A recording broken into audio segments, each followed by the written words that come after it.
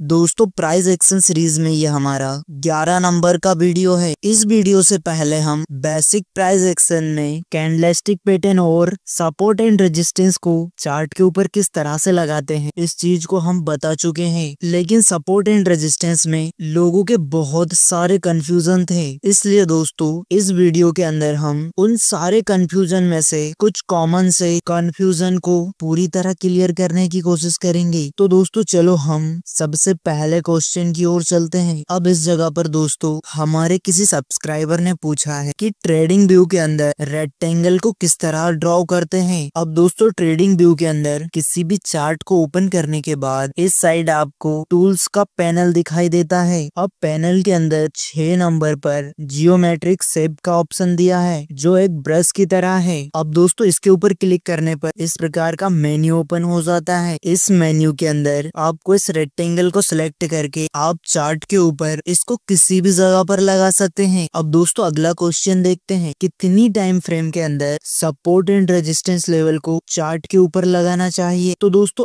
आप अगर एक प्रकार से पोजिशनल या फिर स्विंग ट्रेडिंग करते हैं तब आप की लेवल को ड्रॉ करने के लिए 4 घंटे वाली टाइम फ्रेम का यूज कर सकते हैं और ट्रेड में एंट्री लेने के लिए 30 मिनट या फिर 15 मिनट की टाइम फ्रेम का यूज कर सकते हैं। अब दोस्तों आप अगर किसी स्टॉक्स के अंदर या फिर बैंक निफ्टी या निफ्टी 50 जैसे इंडेक्स के अंदर इंट्राडे या फिर ऑप्शन में ट्रेडिंग करते हैं, आप की लेवल्स को लगाने के लिए 15 मिनट टाइम फ्रेम का यूज कर सकते हैं। अब चार्ट के ऊपर की लेवल्स बनाने के बाद उसके हिसाब से कम टाइम फ्रेम में ट्रेड के अंदर एंट्री करने के लिए आप 5 मिनट या फिर 3 मिनट का इस्तेमाल कर सकते हैं। अब आप जितनी ज्यादा कम टाइम फ्रेम के अंदर ट्रेडिंग करेंगे आपको मार्केट के अंदर उतने ही ज्यादा फेक ट्रेड एंट्री सिग्नल दिखेंगे। तो चलो दोस्तों अब हम अगला क्वेश्चन देखते हैं, ऑर्डर ब्लॉक्स कैंडल क्या होती है और इसको चार्ट के ऊपर किस तरह से पहचाना जाता है। अब दोस्तों प्राइस एक्शन के एडवांस लेवल में स्मार्ट मनी कॉन्सेप्ट के अंदर ऑर्डर ब्लॉक कैंडल का समावेश होता है। रियल मार्केट में प्राइस कुछ देर तक एक रेंज में ट्रेड करने के बाद यहाँ पर इस पॉइंट से बाय में तेजी से मूव करती है। अब ये बाय साइड मूव जिस जगह से स्टार्ट हुआ है इस वाली ग्रीन बुलिश कैंडल से पिछली वाली रेड कैंडल को हम ऑर्डर ब्लॉक कैंडल्स कहते हैं। अब मार्केट जब भी इस जगह पर फिर से दोबारा आती है तब अपने पहले के ट्रेंड को फिर से कंटिन्यू ले जाने की ज्यादा संभावना होती है। सेम इसी प्रकार से मार्केट के अंदर एक बड़ा सा डाउन ट्रेंड आता है तब जिस जगह से प्राइस तेजी से नीचे आती है कि उस रेड बेरिश कैंडल से पहले वाली ग्रीन बुलिश कैंडल के हम ऑर्डर ब्लॉक कैंडल्स कहते हैं। अब ऑर्डर ब्लॉक कैंडल को आप किसी भी टाइम फ्रेम के अंदर बना सकते हैं, लेकिन दोस्तों आप इसे जितना कम टाइम में ड्रॉ करेंगे उतने ही फेक सिग्नल देखने की संभावना ज्यादा होती है। अब ऑर्डर ब्लॉक कैंडल के ओपन होने से लेकर क्लोज होने तक कैंडल की बॉडी के एरिया को हम रेक्टेंगल टूल के थ्रू मार्क कर देते हैं जिससे मार्केट के अंदर सपोर्ट एंड रेजिस्टेंस बन जाते हैं। तो दोस्तों चलो अब हम अगला क्वेश्चन देखते हैं, क्या सपोर्ट एंड रेजिस्टेंस जोन को डेली ड्रॉ करना पड़ता है। आप देख सकते हो दोस्त ये 1 मार्च का बैंक निफ्टी का 15 मिनट का चार्ट है। यहाँ पर मार्केट ओपन होने के बाद प्राइस हायर लोज करते हुए ऊपर जा रही है, लेकिन बीच बीच के अंदर रेड वाली कैंडल बनाते हुए रुक जाती है और फिर से अपने ट्रेंड को कंटिन्यू करती है। इन वाली रेड कैंडल्स को हम ऑर्डर ब्लॉक कैंडल मानते हुए इन कैंडल्स की बॉडी को मार्क करते हुए अगले 10 दिनों के लिए इन्हें चार्ट के ऊपर ड्रॉ कर देंगे। इसका मतलब अगर आज 1 तारीख है तब अगले 10 तारीख तक हम इनको चार्ट के ऊपर ड्रॉ करेंगे। दूसरे दिन 2 तारीख को हमारे द्वारा बनाए गए लेवल को मार्केट ब्रेक नहीं करता और पूरे दिन वहीं पर ट्रेड करता है। अब 4 तारीख इसी लेवल से सपोर्ट लेकर मार्केट ऊपर जाने की कोशिश करता है, लेकिन एक बड़ी सी मारो भुजो कैंडल बनाते हुए नीचे आ जाता है और इस लेवल को ब्रेक करने की कोशिश करता है, लेकिन फिर उसके बाद मार्केट में सेलिंग नहीं आती है और प्राइस इस जगह से सपोर्ट लेते हुए ऊपर की ओर चली जाती है। इसका मतलब है कि जब तक प्राइस इस लेवल को ब्रेक करेगा, लो लेवल पर ट्रेड नहीं करता, तब तक ये वाला लेवल चार्ट के ऊपर एक स्ट्रॉन्ग से सपोर्ट की तरह काम करने वाला है। इस हाई लेवल के ऊपर प्राइस रिजेक्शन फेस करते हुए तेजी से नीचे जाती है, इसलिए इस बड़ी सी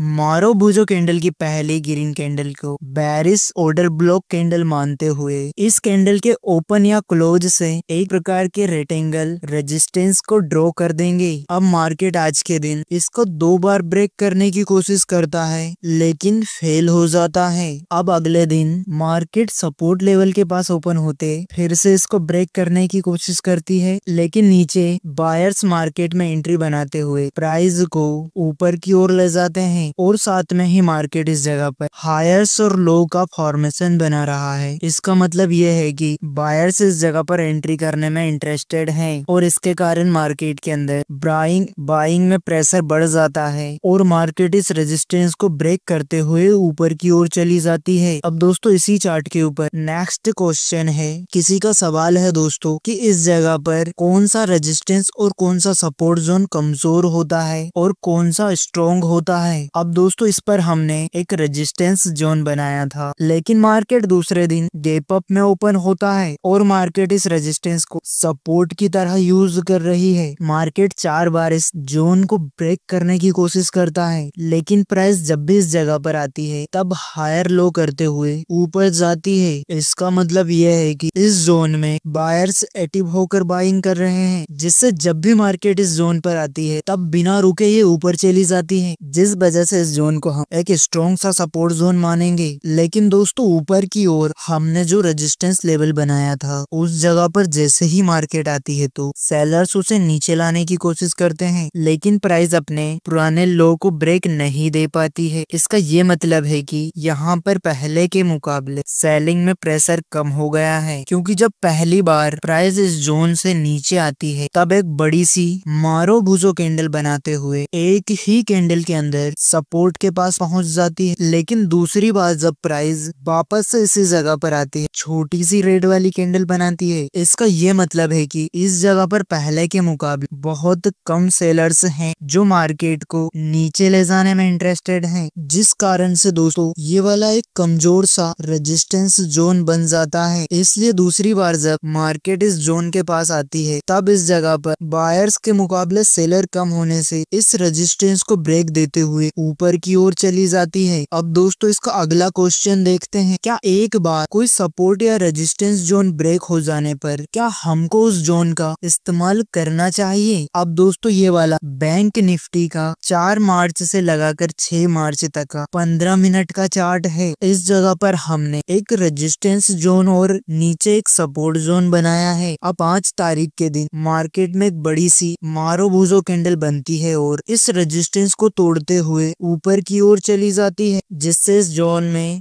ब्रेक आ जाता है। अब प्राइस इस जोन के ऊपर पूरे दिन ट्रेड करती है, इसलिए ये वाला रेजिस्टेंस जोन अब हमारे किसी भी काम का नहीं है। लेकिन दोस्तों जब भी कोई रेजिस्टेंस जोन टूट जाता है और मार्केट दूसरी बार उस जोन के पास आती है तो तब यही वाला रेजिस्टेंस जोन एक प्रकार से सपोर्ट जोन के रूप में काम करता है। अब दूसरे दिन मतलब 6 तारीख को मार्केट इसी जगह पर ओपन होकर इसको सपोर्ट लेते हुए ऊपर की ओर चली जाती है, इसलिए दोस्तों हम रेजिस्टेंस जोन को सपोर्ट की तरह इस्तेमाल कर सकते हैं। चलो दोस्तों अब हम अगले सवाल को देखते हैं, अगर मार्केट ऑल टाइम हाई के ऊपर है तब उसका सपोर्ट और रेजिस्टेंस कैसे निकालते हैं? तो दोस्तों प्राइस एक्शन के हिसाब से मार्केट को किसी भी डायरेक्शन में आगे जाना है तब मार्केट कभी भी एक सीधी रेखा में ऊपर की ओर नहीं जा सकता है। मार्केट को अगर ऊपर ही जाना है तब हायर लोज का फॉर्मेशन बनाते हुए तब बायर्स और सेलर्स को मार्केट में एंट्री लेने का उसे मौका देना पड़ता है। इसलिए चार्ट के ऊपर अलग अलग लेवल्स पर स्विंग्स बनते हैं, जिनको हम एक प्रकार सपोर्ट और रेजिस्टेंस के रूप में देखते हैं। अब दोस्तों ये जगह इस चार्ट के ऊपर सबसे बड़ा हाई लेवल है और मार्केट इस लेवल पर पहले कभी नहीं आया है, इसीलिए इस जगह को हम इस चार्ट की ऑल टाइम हाई बोल सकते हैं। इस जगह पर मार्केट के अंदर एक छोटी सी सेलिंग आने से मार्केट थोड़ी नीचे तो आई है, जिससे मार्केट में एक स्विंग हाई बना हुआ है, इसलिए हम इस स्विंग एक रेजिस्टेंस जोन मानते हुए इस जगह से एक प्रकार का रेजिस्टेंस लेवल लगा सकते हैं। अब दूसरे दिन अगर मार्केट इस जोन से ऊपर ओपन होता है और इस रेजिस्टेंस को सपोर्ट बनाकर ऊपर जाने की कोशिश करता है तो तब इसको हम एक सपोर्ट की तरह यूज करेंगे। लेकिन दोस्तों अगर मार्केट इस ऑल टाइम हाई के नीचे ओपन होती है और नीचे से सपोर्ट लेते हुए इस ऑल टाइम हाई को ब्रेक करने की कोशिश करती है तब आप इस जोन को एक रेजिस्टेंस के रूप में यूज कर सकते हैं। तो दोस्तों ये वाले कुछ बहुत ही ज्यादा इम्पोर्टेंट सवाल जिनको आई होप हमने क्लियर करने की कोशिश की है। तो दोस्तों आपको अगर हमारी ये वीडियो बहुत ज्यादा अच्छी लगी है तो वीडियो को लाइक करने के साथ ही चैनल को सब्सक्राइब जरूर करें। तो दोस्तों मिलते हैं नेक्स्ट वीडियो के अंदर, तब तक के लिए थैंक्स फॉर वॉचिंग वीडियो।